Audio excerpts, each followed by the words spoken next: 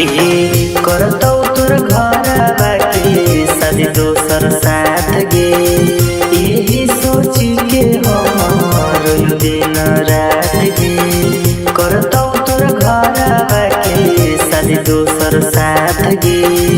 यही सोच के हम दिन रात गे अब होई जाइमी पगलिया न जा।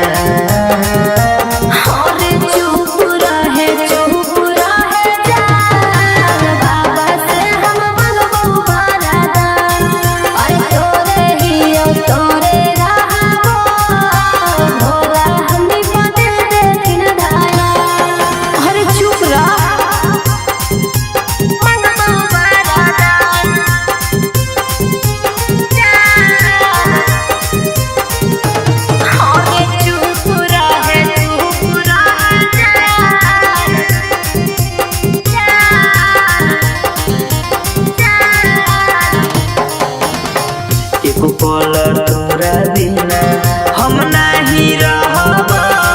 बाबा के दरबार में तोहरे के मांगब, तोहरे के मांगब। एको पल